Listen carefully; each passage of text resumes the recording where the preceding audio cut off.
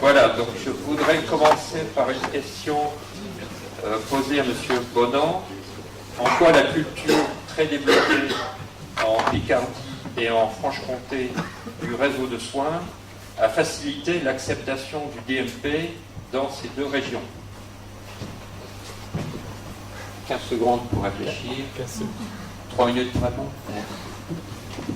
J'espère pas répondre à côté. Alors oui, en Franche-Comté, il y a des réseaux de soins qui sont fortement développés. Pourquoi c'était un facteur de réussite? Simplement parce que les acteurs ont appris à se connaître et simplement à travailler ensemble et à comprendre les attentes des uns et des autres. Et je crois qu'il y a encore beaucoup de travail voilà, en France et dans les autres régions. Et c'est la clé du succès du parcours de soins un peu coordonné. Je ne sais pas si je réponds vraiment à la question, mais... Vous avez le temps de développer, en tout cas. Je ne sais pas, est-ce que la personne qui peut-être pourrait préciser sa question... Non, effectivement, je connaissais la culture de ces deux régions en matière de réseaux de soins qui ont été structurés en aval des ordonnances Juppé.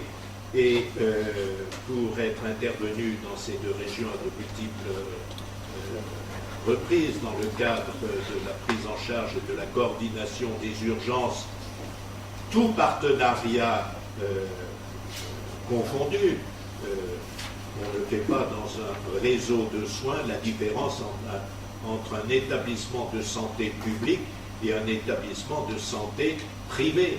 On ne fait pas la différence entre le médecin libéral d'exercice en ville et la médecine d'institution.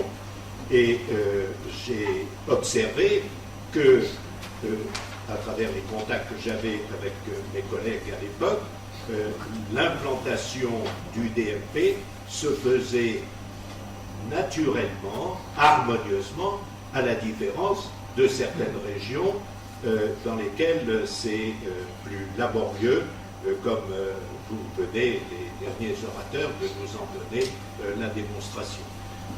Alors ça n'a pas été simple, hein, c'est peut-être plus simple aujourd'hui. Après, on a discuté avec tout le monde, avec les syndicats professionnels, et on a eu la chance pendant pas mal de temps d'avoir le président d'MG France qui était franc-comtois, donc on a eu l'occasion d'avoir autour de la table, et puis de prendre en compte les revendications qui sont légitimes pour chacune des professions. On a travaillé avec le FMI, le principal syndicat infirmier. On a aussi là la chance d'avoir le président de... Donc voilà, on a une culture, je crois, syndicale en Franche-Comté qui fait que on travaille avec les représentants, assez facilement avec les représentants des professionnels. On arrive toujours à trouver un terrain d'entente, voilà, et ça nous a permis d'avancer. Mais non, c'est pas toujours rose, mais c'est vrai que c'est la condition sine qua non. Il faut déjà avoir envie de travailler ensemble pour utiliser ces outils.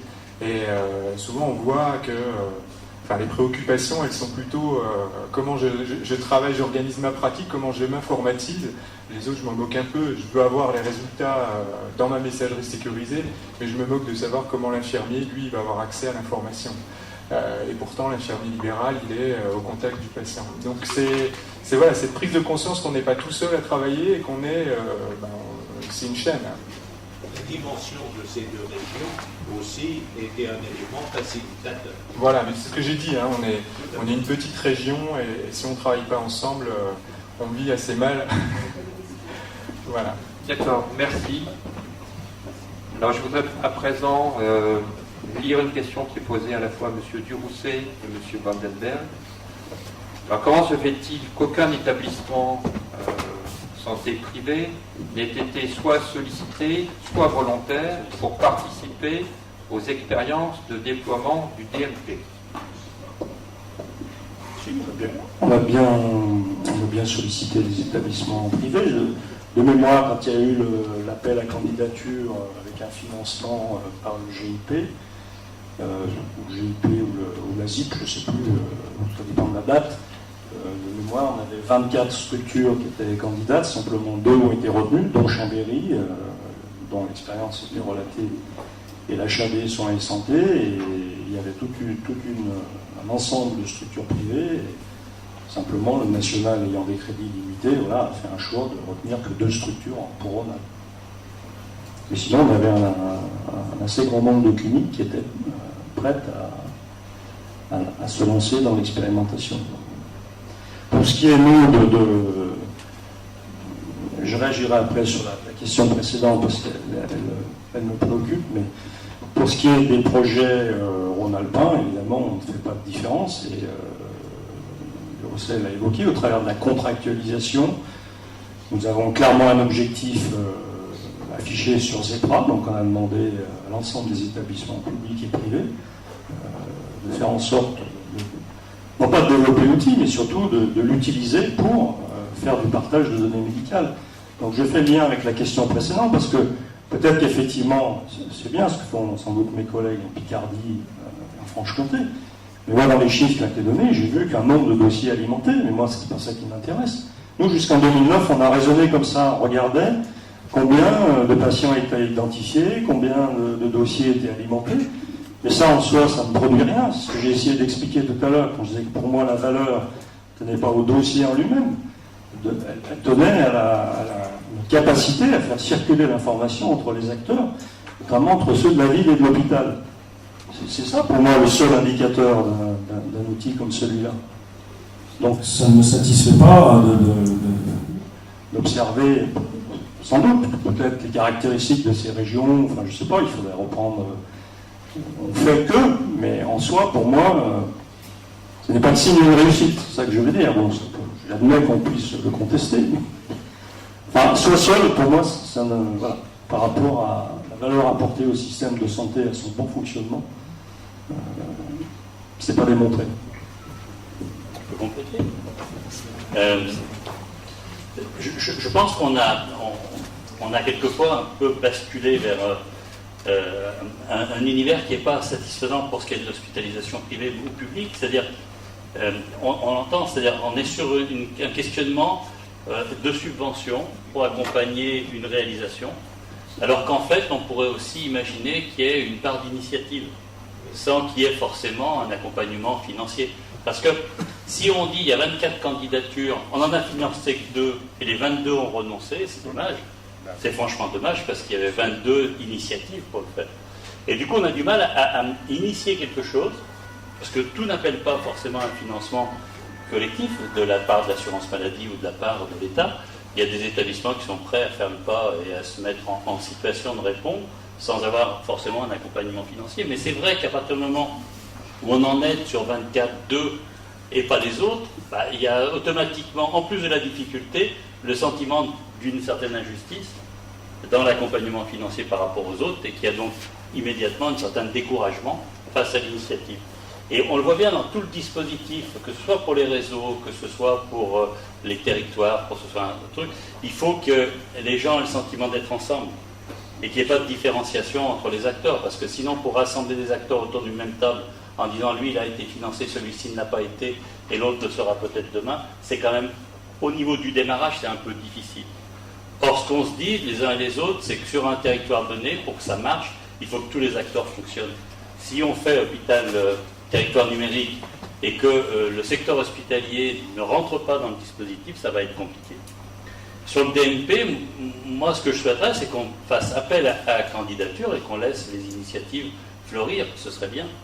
Et qu'on se dise, voilà, l'établissement peut adhérer, c'est déjà le cas d'ailleurs. On pourrait adhérer au dispositif du dossier médical personnel sans avoir de financement. On pourrait le demander. Après, est-ce qu'on sera accompagné? C'est le troisième élément, c'est, on voit bien une certaine, je le disais tout à l'heure, on a une certaine confusion en ce qui concerne la gestion de nos établissements. Ce vers quoi on doit allouer nos moyens. Est-ce que c'est ZEPRA? Est-ce que c'est le dossier médical personnel? Est-ce que c'est le territoire numérique dans lequel il faut rentrer parce qu'il faut accompagner nos médecins dans cette dimension? Est-ce que c'est notre propre informatisation? Est-ce que c'est la dématérialisation de nos dossiers médicaux hospitaliers parce que les patients nous le demandent et que de leur envoyer une pile de papier comme ça ne les amuse pas vraiment et qu'on pourrait leur envoyer un CD? Voilà, on a besoin qu'on reprécise les priorités réelles sur les efforts d'investissement qu'on doit réaliser en matière de système d'information. C'est mon sentiment. Merci. Merci pour la réponse. Monsieur Van Delbert, vous avez insisté sur l'usage du service d'un parcours de soins l'utilisation de dossiers partagés numériques. Il suppose quand même que ce dossier existe, qu'il soit alimenté, etc. Et on a vu au cours de la journée qu'un des points importants était la création et la constitution de ce dossier. Alors j'ai une question sur ce point-là qui est ainsi libellé. Que penseriez-vous? Alors la question se pose à M. Bastard. Que penseriez-vous, dès lors que c'est la collectivité qui finance, de l'obligation de créer un DMP et un DP, dossier partagé pour simplifier, n'est-ce pas, pour les patients chroniques, je suppose tous les patients chroniques, sans nécessairement leur consentement, avec la remarque suivante, beaucoup pensent que c'est une évolution normale. Moi, je vais répondre à titre personnel, parce que nous n'avons pas évoqué cette question. À titre personnel, j'y serais relativement favorable, parce que le fait de dire que le DMP est ouvert à la liberté de chacun fait qu'effectivement, il y a tout un tas de difficultés. Ce qu'il faut bien voir, c'est que ces patients, les dépenses sont assurées par la collectivité, pour la plus grande partie d'entre elles. Donc je ne trouverais pas anormal qu'en contrepartie, le patient accepte qu'un DMP soit créé. Ce qu'il faudra absolument, c'est lui expliquer l'intérêt pour lui. Ce qui pêche aujourd'hui, c'est que les représentants d'usagers que nous sommes commencent à être relativement informés. Par contre, l'usager de base, lui, il n'est pas du tout au courant de tout ça.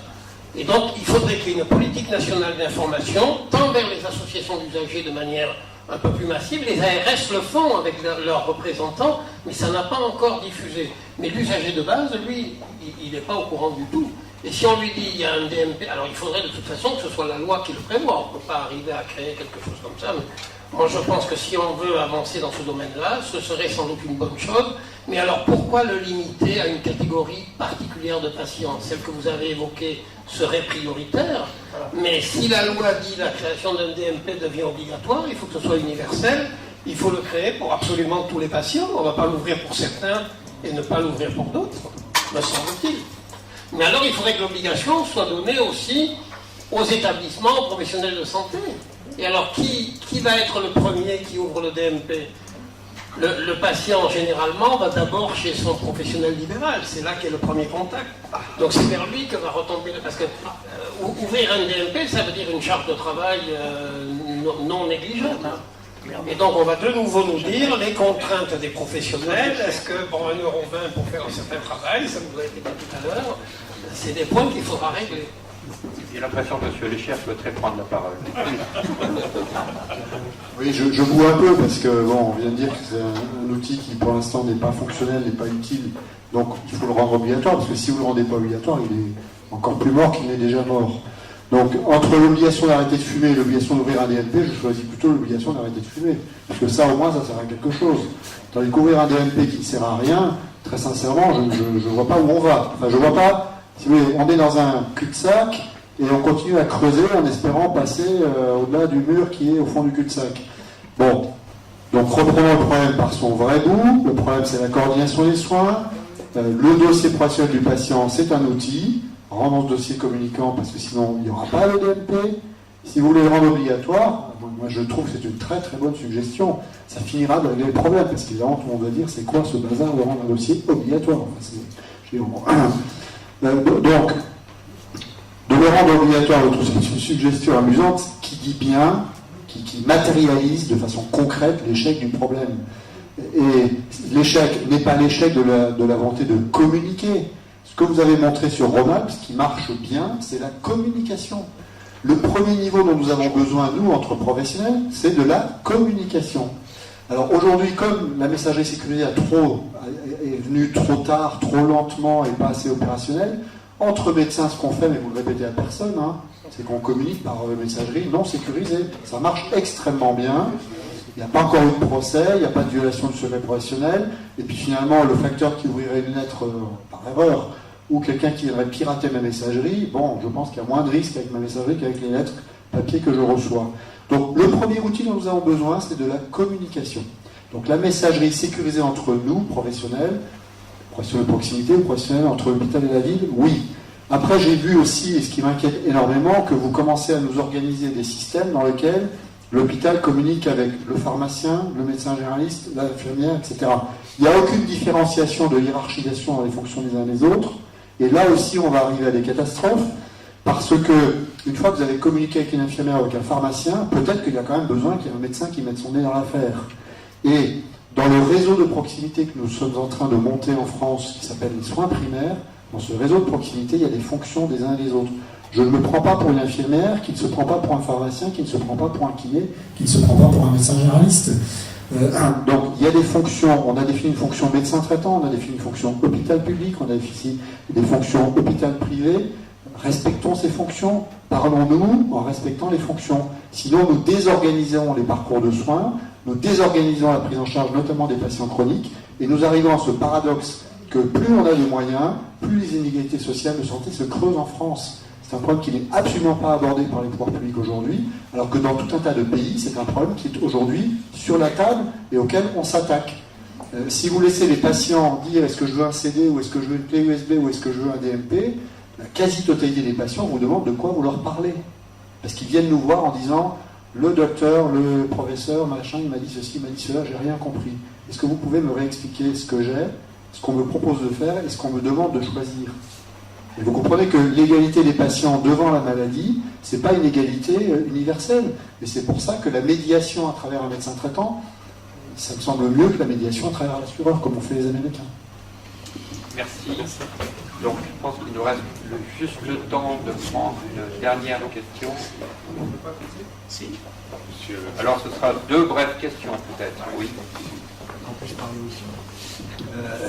Je voudrais préciser que ce que vient de dire le docteur Bécher et ce qui avait été dit par M. Van der Berg est très largement partagé par l'ensemble des syndicats, qu'il n'y a pas de querelle, tout le monde est bien d'accord.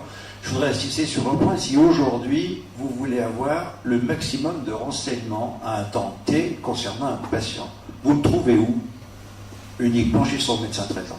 Non, mais ça c'est très très clair, donc il faut arrêter d'envisager tout autre système. Il serait temps que ce pivot qu'on nous annonce depuis des années, il intervienne.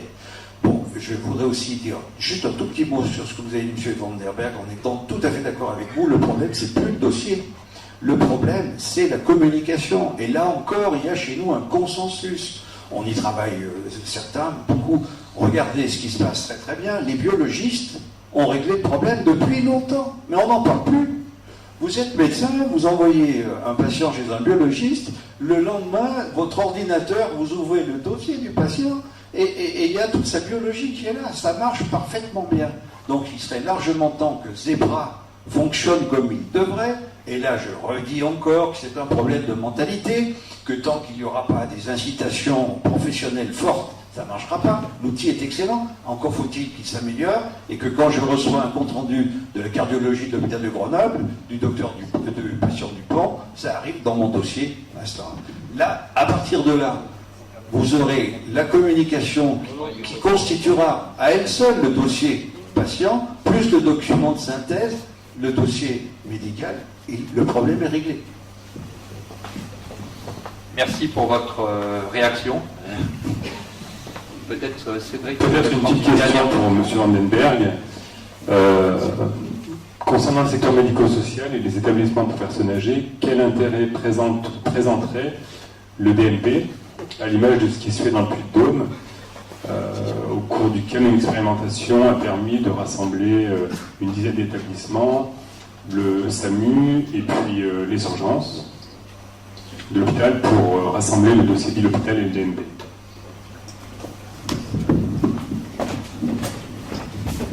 Moi, je ne fais pas de différence pour le médico-social ou le reste. Je pense que le raisonnement est le même. C'est-à-dire que ce qui peut intéresser ce type d'établissement, c'est l'échange, le partage des données avec l'ensemble des autres acteurs, dont bien sûr l'hôpital, et puis des services, parce que là, on est vraiment concentré sur cette question du dossier. Là. Moi, j'essaye de me vertuer à dire que c'est probablement pas le sujet principal aujourd'hui, parce que si on veut répondre si on prend par le sujet des EHPAD, le problème aujourd'hui, c'est la gestion des flux, à la fois pour le patient, pour le médecin traitant qui a des patients dans son cabinet, et quand il a des patients âgés chroniques, c'est toujours très compliqué pour trouver une solution, d'où la plateforme territoriale dont j'ai parlé, donc accessible au médecin traitant, mais accessible aussi à l'usager et à sa famille. Donc là, je pense que moi, je n'ai pas de souci sur le développement de cet outil. D'ailleurs là, on a deux départements expérimentaux en Rhône-Alpes qui sont l'Isère et la Drôme. Et en Drôme, le problème qu'ils ont aujourd'hui, c'est de ne pas trop communiquer parce qu'ils ont peur de ne pas pouvoir faire face aux demandes. Bon, quand on est dans cette situation-là, on est sûr qu'on s'est probablement pas trompé par rapport à l'intérêt de l'outil qu'on est en train de créer.